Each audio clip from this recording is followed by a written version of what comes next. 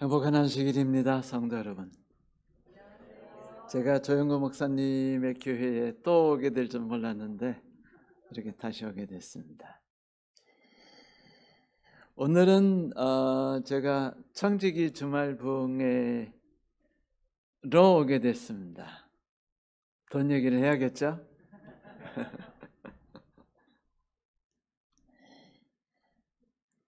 사람들은 방법을 찾는 것을 되게 좋아해요. 그래서 시중에 나가보면 한때 방법론에 대한 책들이 엄청 많았습니다. 성공하는 방법, 당하지 않고 살아가는 방법 등들이 질비하게 우리의 눈을 자극하고 유혹하고 있죠. 그런데 그 모든 우리가 꿈꾸는 삶은 계획되어지고, 그리고 우리의 생각대로 움직여져야 우리의 마음을 편안하게 해줍니다. 그리고 우리는 그렇게 하늘에 갔으면 좋겠다는 생각들을 해요. 이렇게 안정된 삶을 취하다가 그대로 하늘에 가면 얼마나 좋을까 하는 생각들이죠.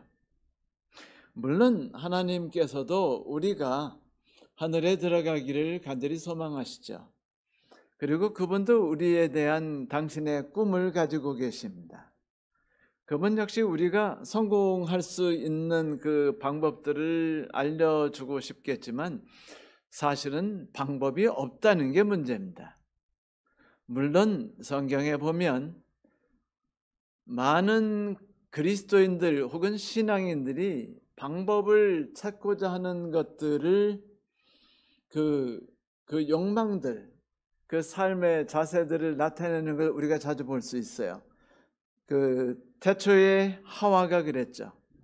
그는 하나님같이 멋진 삶을 살고 싶었습니다.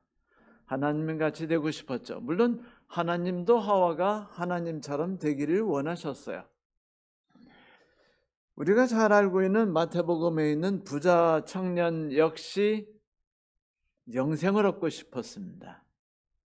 하나님께서도 우리가 영생을 얻기를 소망하시죠. 그런데 서로 간에 차이가 있다면 우리는 방법을 알고 싶어 해요. 어떻게 하면 온전한 품성을 갖고 천국에 갈 수 있을지, 어떻게 하면 죄를 저지르지 않은 채 하늘에 들어가고 있을지, 그 다음에 안전하게 하늘에 들어가는 길은 있는지, 이런 것들에 대한 관심이 많습니다. 하와도 역시 그랬어요. 하와도 하늘에서 하나님이 되고자 하는 그 발걸음들에 대한 많은 고민과 생각들을 갖고 있었어요. 그런데 언제나 그가 갖고 있는 꿈과 생각의 장애물, 이렇게 표현할 수도 있겠죠. 고요한 연못에 던져지는 돌, 혹은 사망의 음침한 골짜기, 이런 것들이 이런 좋은 삶을 꿈꾸는 사람들에게 항상 닥쳐와요. 하와에게 닥쳐온 것은 생명과가 아니라 선악과였죠. 선악과는 정체성과 정체성의 갈등이었고 부딪힘이었습니다. 우리는 어떻게 하면 하나님처럼 될까를 꿈꾸고 그것을 계획하고 그것을 실행하고 싶어 하는데, 하나님께서는 언제나 말씀하시기를 포기하라, 버려라, 네가 가지고 있는 꿈들을 접어라 라고 말씀하셨죠. 부자법관에 대해서도 마찬가지였습니다. 그는 하나님께 영생은 어떻게 하면 얻죠? 방법을 알려주세요 라고 말했고, 예수께서는 부자 청년에게 이렇게 말하죠. 가서 재산을 팔아라. 그리고 그것을 이웃에게 나눠주라. 그리고 나를 따르라. 여러분, 예수께서 부자법관에게 하신 말씀은 사실은 십계명 내용이었어요. 내 힘으로 살려고 하는, 내 힘으로 꿈꾸고 계획하는 모든 것들을 포기할 때에 비로소 하나님이 너의 목자가 되어주실 수 있다라는 것입니다. 그리고 하나님께서 너와 함께 하시는 그 충만한 삶을 너는 너 혼자 가지고 있을 수 없다. 그렇게 될 때 너는 내파되고 그리고 썩어 들어가는 존재가 되기 때문이다. 하나님의 삶의 능력은 흘러가야 되기 때문에 너를 통해서 누구에겐가 흘러갈 수 있도록 하라. 이것이 바로 십계명의 두 번째 원칙이었죠. 이웃에 대한 관심, 동정심을 나누는 것이었습니다. 그것을 예수께서는 부자박관에게 이렇게 말씀하셨죠. 이웃에게 나누어 주라. 그리고 세 번째 하신 말씀이 십계명의 본질이었어요. 그리고 나를 따르라. 이렇게 예수께서는 방법론을 묻는 이들에게 그 관계로 대답하십니다. 그러니까 뭐냐면 패러다임이 붕괴되고 새로운 패러다임으로 옮겨가야 된다는 것이에요. 우리는 내가 어떻게 하면 어떤 방법을 통해서 하늘에 갈 수 있을까를 꿈꾸고 하나님은 네가 하늘에 들어갈 수 있는 유일한 길, 그것은 너에게 있지 않고 나에게 있다라고 말씀하시는 거예요. 내가 네게 다가가고 내가 너를 인도하는 것을 네가 언젠가 깨닫고 맛보게 되고 그것을 추억으로 삼게 되고 감격하게 된다면 너는 천국이 내게 있는 것을 맛보게 될 것이고 너는 나를 알게 되고 나는 너를 알게 되니 우리는 자연스럽게 하늘에 가게 될 것이 아니겠느냐. 결국은 암이죠. 마태복음에 열처녀의 비유가 나오죠. 열처녀 비유의 중심이 뭐냐면 맨 끝에 나오는 글입니다. 나는 너를 알지 못한다. 왜 나는 너를 알지 못한다고 말했을까요? 그들은 실수했습니다라고 말했어요. 제가 최선을 다하지 못한 것이 있습니다. 마음이 아픕니다. 그래서 그는 자기가 최선을 다해서 하려고 한 것을 이루지 못한 것에 대한 애달픔, 우리 그리스도인들이 그러잖아요. 이 죄를 사하여 주시옵시고 애달픔이에요. 내가 이루지 못한 것들에 대한 아픔이 있습니다. 언제나 그거예요. 내가 죄 지은 겁니다. 내가 잘못한 것, 내가 문제를 일으킨 것, 저 사람이 잘못하는 문제들이 우리의 관심사의 대부분입니다. 그런데 그 여인들에게 예수께서 하신 말씀은 완전한 패러다임 시프트였어요. 뭐였죠? 내가 너를 알지 못한다. 그게 무슨 말이죠? 너 나하고 함께한 게 있었니? 우리가 대화를 나누고 공감했으며 함께 슬퍼했고 내가 너의 아픔에 들여다보고 네 손을 잡아줄 기회를 내가 제공했니? 너는 내가 너를 인도하는 손길을 맛보고 경험했으며 행복했니? 라고 물은 것입니다. 그리고 너는 그것을 경험하지 못했고 나도 그것을 경험하지 못했으니 당연히 너에게는 기회가 없다라고 말씀하신 것이 바로 열처녀 비유이죠. 사람들은 방법론을 찾고 하나님께서는 관계로 부르십니다. 물론 인간이 하도 꿈꾸니까 방법론에 대해서 말씀하지 않으실 수 없는 것이 하나님의 서글픈 심정이에요. 예를 들면 하늘에 들어갈 수 있는 방법을 많이 말씀하셨죠. 성소론. 성소를 통해서 우리가 어떻게 하나님을 만나고 그리스도인의 삶을 살며 하나님의 거룩하심에 입혀지는지를 이야기했습니다. 그런데 하도 정론만 이야기하다 보니까 하나님께서 살짝 짜증이 나셨는지 새로운 길을 살짝 속삭이셔요. 있잖아. 문으로만 통과하지 않는 길도 있단다. 지붕을 뚫고 몰래 들어가는 방법도 있어.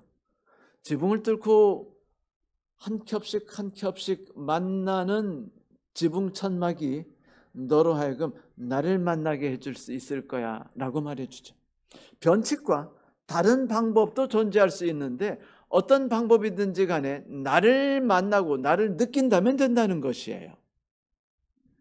안식일 제도 역시 마찬가지죠. 안식일 제도는 6일 동안 최선을 다해 내 삶을 살아가는 나에게 하나님이 경고하시는 것입니다. 그래, 6일이라는 게 네가 태어난 날이지. 너는 너의 삶을 가치 있게 생각하는 거 나 존중해. 이 미국인들이나 영국인들이 하는 부모님들의 말투가 있어요. 상투적인, 클리셰 같은 상투적인 말인데 뭔지 아세요? 난 내 의견을 존중해. 넌 훌륭한 사람이야. 네가 가는 길을 진취적으로 밀고 나가. 내가 지원해 줄게. 이 말입니다. 근데 이 말이 멋지게 들리죠? 이 말은요, 개인주의의 집도성화된 것이니까 개인주의 속에 살아가는 사람들에게 그 삶은 자연스러운 것이에요. 그러나 한국인들에게 그 말은요, 안 맞는 옷입니다. 왜냐하면 한국인들은 처음부터 끝까지 관계 속과 타인과의 눈치 속에 살아가거든요. 우리는 법보다는 사람이 더 중요해요. 그래서 우리는 flexibility, 다시 말하면 융통성을 중히 여기죠. 우리 간에 그러면 안 되잖아. 뭐 이런 식인 것이 더 중요하죠. 그러므로 그들은 가치에 있어서 너 자신이 중요하다고 말하고 우리는 가치에 있어서 우리가 중요하다고 말해요. 그래서 그들은 말을 할 때 언제나 주체가 어떤 행위를 하는지를 말합니다. 영어의 어수는 그래요. 주어가 나오면 그 다음에 동사가 나타납니다. 나머지는 필요 없어요. 나머지는요 다 뭐냐면 그래서 그 궁금증을 풀어주는 방법이 영어 문장입니다. 한국 문장은 아니죠. 한국 문장은 주어가 거의 존재하지 않아요. 왜냐하면 나라는 생각보다는 우리라는 생각 때문이죠. 그래서 주소도 영어권에는 주소가 나 있는 데부터 시작하고 한국의 주소는 내가 맨 끝에 오게 돼 있습니다. 어순도 그래요. 이 서로 다른 삶의 가치를 갖고 있는 사람들이 부딪히는 삶인데 그 모든 것들이 다 가치가 있죠. 그런데 중요한 건 이거예요. 안식일 제도에서 6이라는 단어가 인간이 태어난 날이라는 거죠. 그 소리는 666이라는 말이 무슨 뜻이라는 거죠? 인간적인, 너무도 인간적이라는 소리입니다. 결국은 하나님 없이 내가 내 힘으로 무언가 꿈꾸는 것이 666이에요. 사람들은 666 하면 뭐 캐톨릭에 어쩌고 저쩌고 이런 이야기를 하지만 실제 근본적인 성경의 의미는 하나님이 없이 홀로 살아가려는 인간의 의지를 말합니다. 그래서 하나님이 너 혼자 살아가는 삶의 결과가 뭐니? 여섯째 날 타락이었죠. 그러자 하나님이 여섯째 날 등장하신 다음에 안식일을 만나게 하셔요. 그리고 6 더하기 1은 인간과 하나님의 만남이 결국은 너희들에게 진정한 쉼이며 너희들이 추구하는 성화이며 하나님을 만남이 아니겠느냐라고 가르치죠. 관계로 바꿔준 것입니다. 7이란 단어는 6 더하기 1이에요. 하나님과 나의 만남이죠. 그때 우리들은 내가 하는 모든 계획, 내가 살아가는 모든 뜻들을 접고 포기하는 것을 배우고 하나님께서 나의 삶을 인도하시는 관계 속에 눈을 돌리기 시작합니다. 처음부터 우리가 이 매력을 발견하지 못하겠지만 세월이 지나면서 우리는 조금씩 그 맛을 이해하고 알게 되죠. 마치 왼수가 사자성어면 평생 원수지만 그 나중에 그 70이 돼가지고 서로 불쌍함으로 서로를 안타깝게 대하고 그 차가운 손을 만지면서 그 애처로운 눈길을 보내듯이 삶이라는 걸 처음에 원칙과 가치 속에 놀았지만 결국 부부가 오래 살다 보면 원칙과 가치가 아니라 뭐로 바뀌냐면 관계로 바뀌어요. 아픔으로 바뀌고 이해로 바뀌면서 진정으로 하나님께서 꿈꾸시는 결혼관계가 결혼을 통해서 이루고자 하시는 목적이 성취되기 시작하죠. 안식일은 그렇게 우리로 하여금 만남으로 이끄는 것입니다. 가족제도 역시 마찬가지였죠. 이 남자는 본래적으로 무책임한 것이 있어요.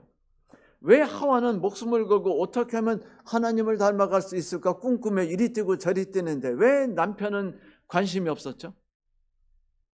하도 남자가 그 무관심하고 무책임하기 때문에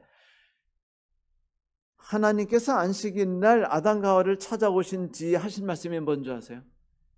남편에게 넌 이제부터 가족을 책임져야 된다. 목숨을 걸어라. 그래서 에베소서에서 이거를 정리해서 말하기를 남편과 아내여 서로 복종하라라고 말을 시작합니다. 그런데 복종의 방법이 다르다. 서로 간에 복종을 향하여 이르는 방법은 다른데 여성은 나중에 얘기하고, 왜냐하면 여성은 너무 그 자아와 능력이 강한 존재이기 때문에 자아와 내가 무언가 하는 것에 대한 강한 의지를 갖고 있어요. 그래서 여성에게는 자신을 비우고 남을 의지하는 법을 요구합니다. 창세기도 그렇고 에베소서도. 반면에 창세기서도 그렇고 에베소서에서도 남자에게 하나님이 요구하시는 건 하나예요. 책임질 수 있는 인간이 되라. 왜 너는 아파하지 않고 다가가지 않으며 너 자신을 희생하지 않느냐라고 요구하십니다. 그래서 에베소서에서 아내에게는 한 가지만 말해요. 부부여 서로 복종하라. 아내여 너도 그렇게 해라. 그리고 끝.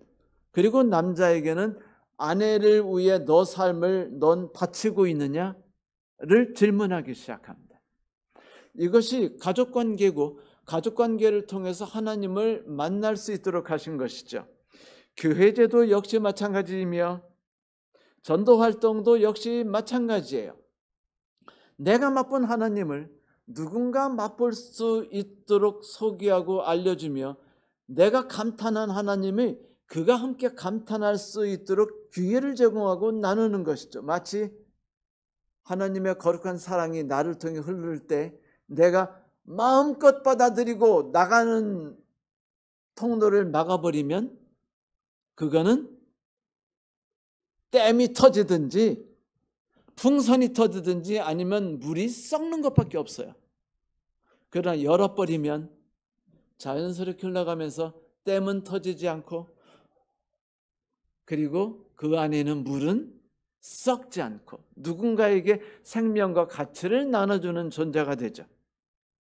그것이 전도활동을 통해서 우리가 맛보도록 하는 것입니다. 실은요, 우리가 전도활동을 하면서 얻는 건 뭐냐면 하나님의 능력이 얼마나 위대한가, 그분의 사랑이 어떤 건가, 그분이 우리에 대한 동정심이 어떤가를 내가 경험하고 내가 맛보는 행위예요. 그걸 통해 지식적으로 경험한 하나님을 내가 삶 속에 맛보기 시작하죠. 그런데 중요한 건 뭐냐면 돈이 빠질 수 없다는 것이죠. 오늘 우리가 돈 얘기를 해야 되는데, 그죠? 돈은 인간의 물질 공간 속에서 십계명을 만끽할 수 있도록 도와주는 것입니다만 실제는요, 갈등입니다. 여러분, 하나님은 우리에게 두 가지 명령을 주셨어요. 돈에 대해서. 첫 번째는 네가 가지고 있는 소유를 10분의 1을 과감히 떼서 하나님께 드리라. 그러나 그 신명기사를 자주 보면은 조금 더 추가되는 말씀이 있습니다. 무엇이냐면 만약 내가 마땅히 11금을 하나님이 지정하신 곳에 갖다 바칠 수 없다면 하나님이 차선적으로 주신 곳에 가서 네가 원하는 걸 마음껏 사되 포도주와 독주도 사가지고 가족들과 레위인들과 친구들과 마시고 즐기라라고 말했습니다. 이때 흥미로운 건 포도주와 독주예요. 이건요, 포도주는 와인을 뜻하고 독주는 독한 술을 뜻합니다. 여러분, 독주가 성전에서 술을 제사 지낼 때 사용되었다는 사실 아시죠? 그런데 이 술은요, 평상시 먹는 것은 다 성경에서 부정적으로 이야기하고 있는데 신기하게 축제, 즐거운 분위기, 이 속에서는 성경에서도 술에 대한 언급들을 해요. 흥미롭게. 물론 저도 술을 먹어본 적이 있습니다. 군에 가서 이제 오가피주를 한번 마셔봤는데 한 잔을 죽을 뻔했어요. 배 속이 그냥 샥 하더니 알딸딸해지고 머리가 막 빈 것 같은데 정신을 잃을 뻔한 적이 있었습니다. 네, 알딸딸하니까 기분은 좋을 듯 했죠. 하지만 이 수레에 대한 것은 성경에서 일반적으로 부정적으로 보지만 그것이 유용하게 쓰여지는 것을 말한 것이 11금 관련돼서 한번 말씀하신 적은 있었습니다. 그런데 이 11금이 문제가 뭐냐면요, 이거예요. 나는 나의 삶에 계획을 갖고 있거든요. 여러분도 뭐 3개년 계획, 4개년 계획, 5개년 계획 세우고 계시지 않으세요? 그러면 그 세운 계획대로 일들이 이루어질 때 행복합니다. 그런데 세상 일이라는 게 그렇게 마음대로 되지 않죠. 엉뚱한 일들이 터져요. 이 길로 가다 보면 3시간 뒤에 도착할 거라고 믿고 있었거든요. 그런데 갑자기 가는 길이 확 바뀌더니 사망의 음침한 골짜기가 떡 하고 닥친 겁니다. 뭐의 골짜기요? 사망의 음침한 골짜기. 여러분 아세요? 시편이 찬양시죠. 그런데 시편의 가장 많은 부분을 차지하는 게 뭔지 아세요?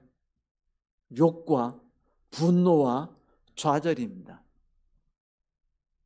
그러니까 우리는 그냥 평탄하게 정상적인 과정을 통해서 하나님을 만나고 신앙을 키우고 하늘에 가기를 원하는데, 하나님께서는 그 얄궂게 우리로 하여금 좌절하고 절망하고 욕하고 분노하고 슬퍼할 수 있는 사망의 음침한 골짜기를 계속해서 갖다 놓는다는 거예요. 그런데 11금이 이 역할을 하는 것입니다. 사르밧과부를 상상해 보세요. 사르밧과부는 인생이 힘들다는 걸 느꼈습니다. 하지만 이 세상에서 살아갈 수 있는 방법은 그래도 최선을 다해서 아이를 먹이고 나 자신을 먹으면서 뭔가를 굽고 만들면서 살아가는 것이었어요. 그러나 그 끝이 결국 절망이라는 걸 느끼고 마음 아파하죠. 그런데 어느 털부숭이 같은 녀석이 그냥 난데없이 사망이 음침한 골짜기처럼 등장하더니 뭐래요? 음식을 내놓으래요. 다 내놓으랍니다. 가지고 있는 거를. 그러니까 이거 내가 나의 삶의 계획과 꿈을 갖고 있는 것이며, 이거를 당신께 드린다는 건 나의 삶을 모두 파괴하고 부정하는 것인데요 라고 말하자, 걱정하지 마. 하나님이 말씀하시기를 만일 네가 너 자신의 것을 포기한다면 너에게 축복이 있을 것이라고 말씀하셨소라고 말했습니다. 물론 성경 이야기는 간단해요. 사르밧과부가 빵을 구워줬답니다. 그런데 여러분, 실생활 속에 들어가서 구워주실 수 있는 분 손 들어보세요. 정신 나가지 않은 다음에는 구워주는 거 쉽지 않아요. 이 구워준다는 건 언제 가능하냐면요, 서너 번 경험해보고, 처음에 10원짜리 가지고 경험해보고 그렇게 주니까 두르네? 그러면 또 하죠. 이게 뭘로, 이게 사기 방법이죠. 처음에 5,000원 내면은 10,000원 준다고 사기치고, 그 다음에 흥분돼 가지고 좋네? 라고 생각하면 이제 그럼 한번 10만 원 가지고 해보지. 그 10만 원 가지고 해보니까 100만 원이 들어요. 대박. 그리고는 자기 갖고 있는 돈 3억을 쏟아 부으니까 이제 제로가 되는 거죠. 이거는 뭐냐면 경험을 통해서 뭐를 맛보고 이해하고 경험을 통해 그것이 옳다는 걸 맛보게 될 때 사람들은 몰빵할 수 있는 거예요. 용기를 갖고 자신감을 갖는 겁니다. 여러분, 우리가 언제부터 그렇게 하나님을 제대로 의지하나요? 성경에서 우리에게 항상 기뻐하라고 해서 우리가 항상 기뻐하는 삶을 사나요? 제가 부부들을 바라보지만은 부부싸움 하지 않고 살아가는 부부를 본 적이 없으며, 이 왼수란 말을 사용하지 않고 그 하루를 지나가는 부부를 본 적이 없습니다. 어차피 부부라는 건 처음부터 왼수지간이에요. 갈등을 통해서 살아갈 수밖에 없기 때문이에요. 여러분, 도와 도가 만나면은요, 밋밋한 도밖에 없어요. 근데 피아노와 바이올린과 첼로가 합하는데 서로 자기의 것을 아무도 버리지 않겠다고 우기죠. 버린 놈이 있습니다. 버린 놈이라네. 버린 것들이 있나요? 저 왼수가 버리나요? 자기의 삶의 방식. 내가 그렇게 양말을 뒤집어 놓지 말했는데 끝까지 뒤집죠. 물건 이렇게 놓지 말했는데 이렇게 놓죠. 죽을 때까지 안 버려요. 저 왼수가 나를 존중하는 건지 아닌지 도대체 그냥 의심이 가도록 그 짓을 끝까지 합니다. 그렇다고 해서 그 셋이 어울리지 못하는 건 아니에요. 도와 도가 살 바에는 그냥 남자와 남자가 살면 돼요. 뇌와 뇌가 사는 건요, 여자와 여자가 살면 딱입니다. 나이 든이와 나이 젊은이가 아니라 똑같은 생각과 똑같은 마음을 품고 살면 아주 편합니다. 그런데 하나님이 인간을 향해 꿈꾸는 건 뭔지 아세요? 갈등과 부딪힘이에요. 그 속에서 우리는 내 꿈과 내가 생각하는 이상이 내 마음대로 이루어지지 않는다는 걸 배우죠. 그런데 여러분, 이게 얼마나 중요한 줄 아세요? 심리학에 있어서 매우 중요한 가치가 있는데, 이게 이제 그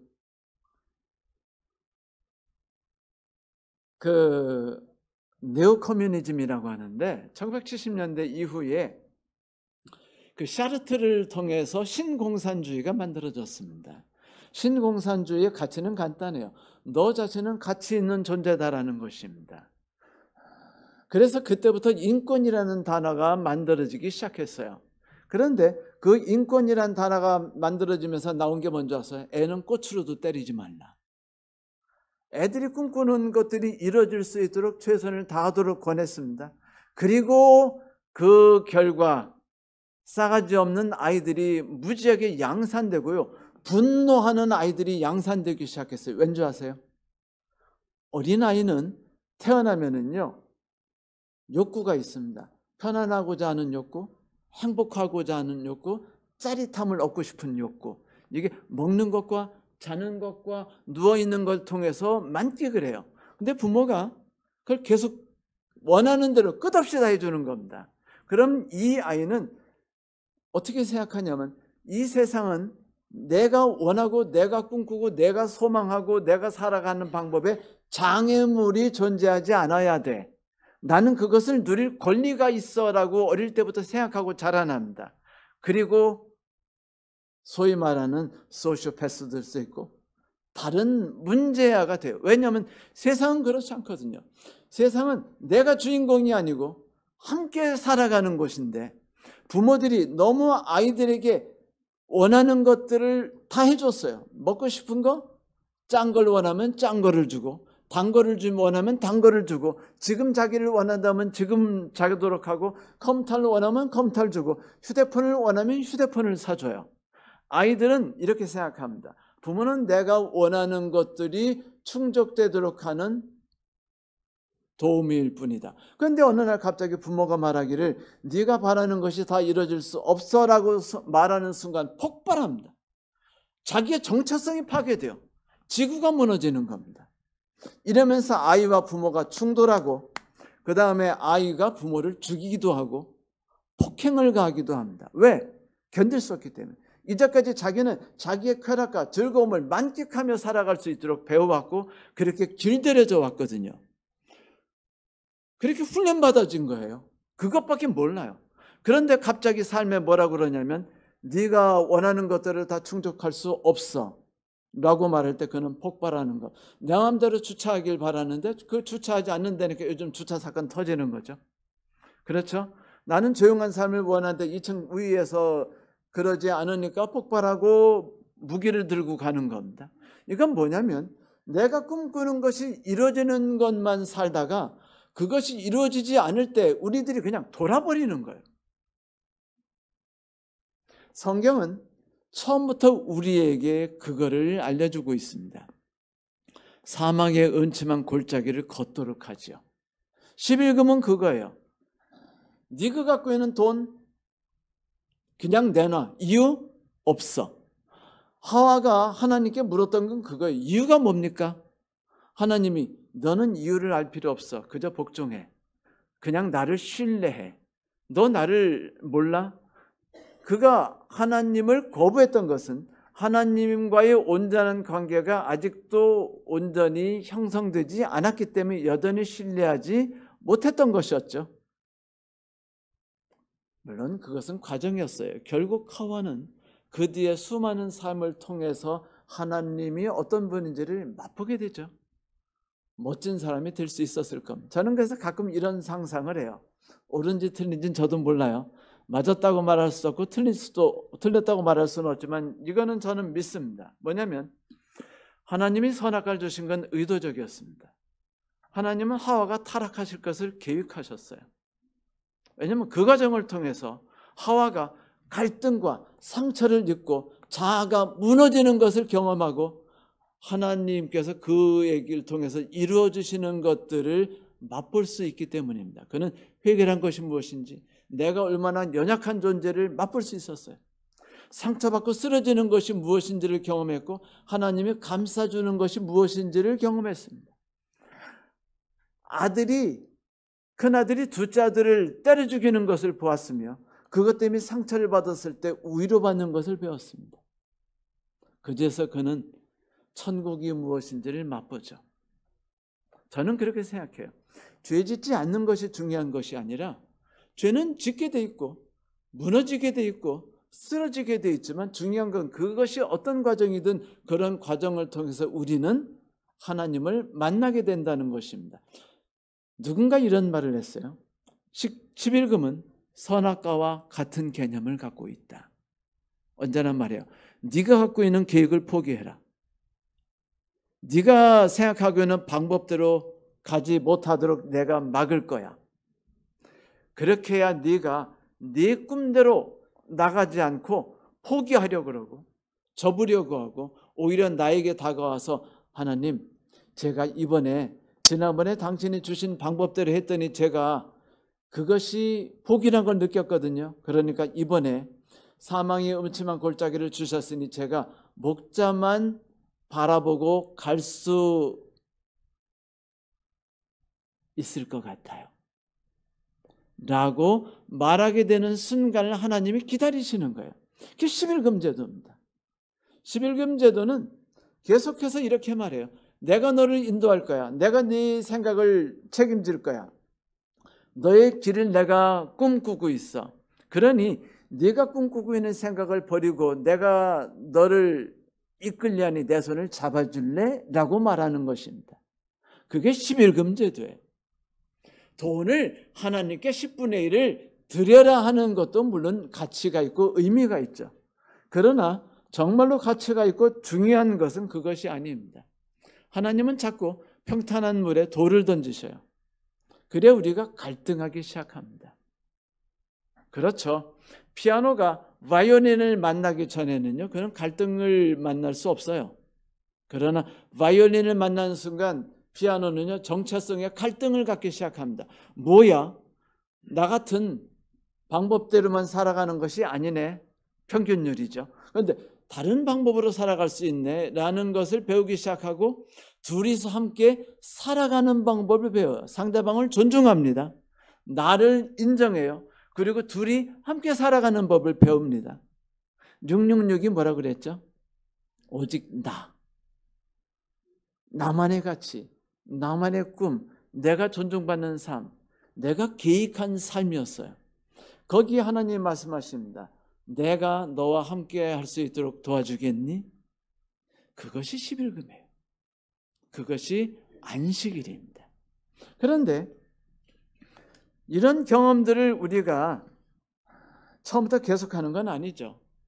그래서 우리는 이 과정을 평생도록 겪게 돼요.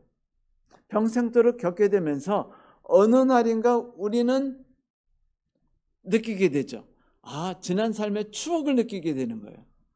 그 고통스럽다고 생각했던 그 순간, 절망적이었고 그 왼수 같은 녀석 때문에 내가 상처받았던 그 순간, 생각만 해도 밤을 꼬박 새버리는 그 순간순간들 속에서 하나님이 기적처럼 나와 함께 하셨고 나를 위로하셨고 내게 길을 제시하셨고, 그리고 내가 이제까지 생각하는 방법이 아니라 더 나은 방법들을 제시하셨고, 그리고 그 문을 열어주셨네.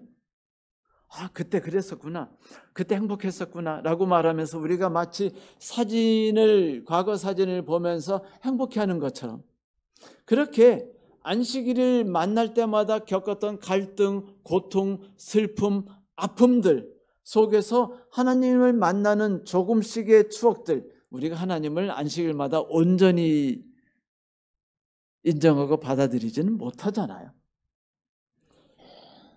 11금도 똑같아요. 하나님께 드리는 것도 마찬가지죠. 그런 걸 통해서 하나님이 조금씩 인도하시는 걸 깨닫기 시작합니다. 인식하죠. 맛보기 시작해요. 느끼기 시작합니다. 감격하기 시작해요. 그때 그 삶이 하나님을 안다라고 말하는 것입니다. 성경에서 하나님이 꿈꾸시는 것은 우리가 흠도 점도 없이 온전한 품성을 가지고 하늘에 가는 것이 아니에요. 성경 어디에 그런 말을 합니까? 성경에서 수백 번, 수천 번 우리에게 하는 얘기는 하나입니다. 나는 네가 나를 알기를 바래.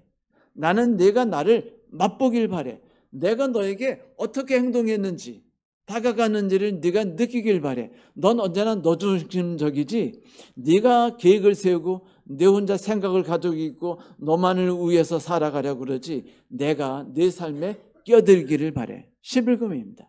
그 다음에 자, 너만이 아니라 누군가가 너와 함께 살아갈 수 있도록 기회를 내주겠니? 라고 말하는 것이 12금 제도입니다.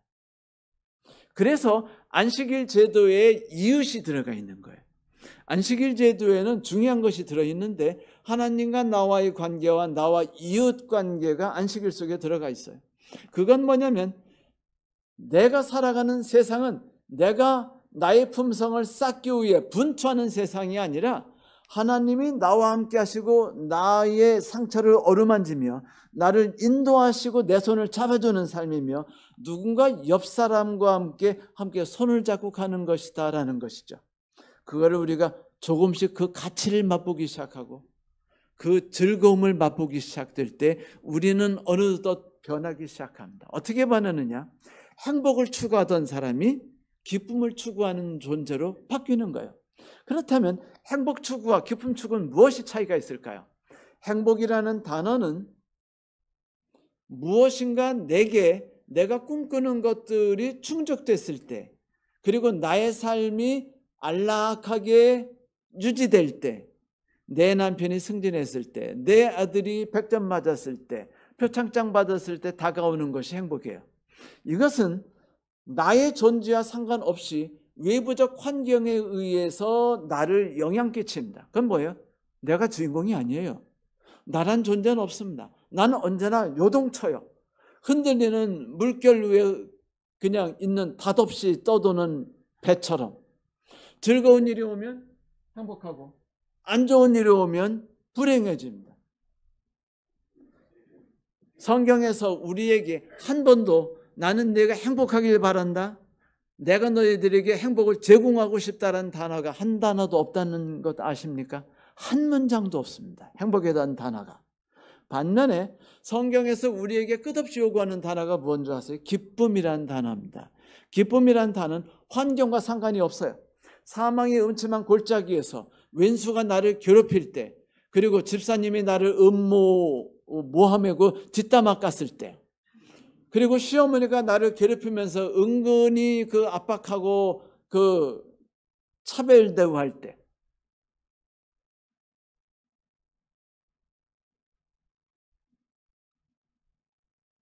그때 그럴 때도 마음속에 그 과정을 즐긴다는 게 아니라 그 속에서 놀랍게 일하시는 하나님을 발견할 수 있기 때문에 얻어지는 감정이 기쁨입니다.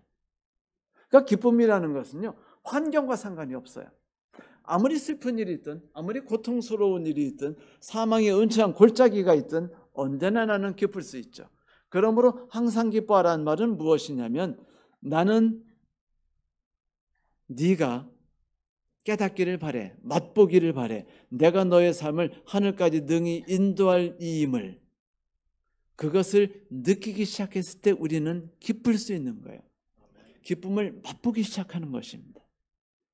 11금과 12금 제도는요, 우리에게 하나님 것을 드리고 이웃에게 그것을 나눠주라는 것이 아니에요. 그것은 내 옆에 누군가 있고 그들과 우리는 함께 부둥켜 안고 이곳을 가야 되는 존재라는 걸 깨닫도록 하는 것입니다. 여러분, 평지에서의 중심 잡는 것과 경사도에서 중심 잡는 건 달라요. 스키 타보셨죠? 우리 조영구 목사님 스키 좋아하셨는데 요즘엔 스키도 안 타더라고요. 속상하게. 그런데 여러분 평상시에 갈 때는요, 고추 세우고 엉덩이를 들이빼고 그 배를 집어넣고 가슴을 호흡 뺍니다. 우리 마누라가 항상 저보고 이렇게 하지 말라고. 이렇게 해야 척추가 문제도 없고 어깨 근육이나 모든 게 문제가 없습니다. 그런데 스키 탈 땐 다르죠. 스키 탈 때 중심이 어디 가죠? 스키 탈 때는요, 무게중심을 잡지 않습니다. 스키 탈 때는 오히려 앞으로 몸무게를 기울이죠.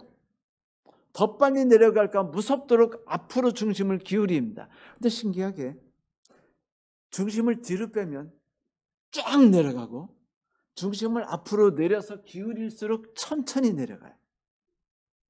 이게 스키가 우리에게 가르쳐주는 패러다임 시프트입니다. 새로운 방법이에요. 하나님은 그걸 가르쳐주고 싶은 거예요. 네가 생각하는 가치와 삶의 이론과 상식이 무너지는 것을 통해서 너는 비로소 인간이 될 거야. 666으로 존재하지 마. 6 더하기 1을 네가 맛보기를 바래. 네가 혼자서 어떻게 할 나라 갈까를 꿈꾸지 말고 어떻게 내 옆에 누군가가 너에게 위로가 되고 용기가 되고 어떨 땐 힘이 되는 걸 겪게 될 거야. 그렇죠. 늦게까지 일하고 집에 들어왔는데 애는 빽빽거리죠. 집안은 더럽죠. 설거지 앉아있으면 뿔따구를 하네. 성질이 나요 안 나요? 나죠. 그때 말하기를 여보 오늘 당신 너무 힘들었나 봐. 잠깐만 기다려. 내가 옷 갈아입고 내가 설거지하고 애 목욕시키고 할 테니까. 그렇게 말을 한다고 상상해 봅시다. 그러면 집안에서 벌러덩 했던 존재가 갑자기 뭐라 그래요? 내가 옷 갈아입는 순간에 소리가 나서 보니까 막 목욕탕에서 막 애를 씻기는데 뭐 엉망으로 씻기죠. 그러면서 소리를 지르기를 여보 수건 좀 갖다 줘. 이렇게 해야 됩니다. 이건 뭘 뜻하냐면 내가 나 자신을 포기하고 버리고 상대방을 배려하고 생각하기 시작했을 때 새로운 세상이 나에게 다가오기 시작한다는 걸 느끼기 시작한다는 거예요. 하나님께서는 우리에게 함께 가는 천국, 함께 가는 세상, 함께하는 하늘나라를 알려주기를 바라셔요. 그래서 우리에게 돈을 주셨습니다. 여러분 어떻게 살길 바라십니까? 우리는 이제 나이가 60도 되고 70도 되고 80도 됐어요. 저도 벌써 65세가 넘었는데 이 삶을 살아가면서 느끼는 것은 하나입니다. 옛날엔 그렇게 다퉜고 옛날엔 왜 저 사람은 저렇게 살아갈까? 라고 생각했던 모든 그 문제점 투성이처럼 보였던 우리 아내가 나에게는 축복이라는 것을 어느덧 느끼기 시작하고 과거 고통과 아픔이 지나가니까 다 행복한 순간이었다는 걸 느끼기 시작할 때 그때 나는 즐겁다는 거죠. 저 사람이 있어서 행복하고 저 사람이 계속 있었으면 좋겠고. 여러분 신앙이라는 것은요 지금 내가 흠도 점도 없이 사는 것이 아닙니다. 지금 오늘 징검다리처럼 조금씩 맛보는 하나님과 이웃으로 인해서 언젠가 내가 그것을 풍족하게 느끼고 하나님이 있어서 난 행복했어요. 그리고 저 사람이 있어서 나는 정말 기뻤어라고 말하게 되는 순간 성도 여러분 그날 우리는 완성될 겁니다. 천국을 맛볼 거예요. 하나님이 함께 하셨다는 것을 체험할 겁니다. 그리고 구원이 우리에게 다가올 겁니다. 지구를 하나님이 주신 이유는 우리에게 60평생을 주신 이유는 하나예요. 이 세상에서 멋지게 살아가고자 함이 아니라 이 세상에서 우리가 무언가를 배우는 것이죠. 하나님이 있음을 배우고 누군가와 함께 살아가는 것이 얼마나 가치가 있고 나로 하여금 살아 숨쉬고 있다는 것을 느끼고 희열을 갖게 해준다는 것. 저와 여러분이 그것을 만끽할 수 있는 언젠가 날이 다가올 수 있음을 인해서 감사합니다. 그리고 그날 우리가 고통이라는 시를 쓰면서 담담하게 쓰면서 하나님을 찬양하듯 우리의 삶이 시로 가득하고 찬양으로 가득하게 될 것을 인해서 감사합니다. 하나님 은혜가 저와 여러분에게 함께 하시길 바랍니다. 말씀을 마치겠습니다.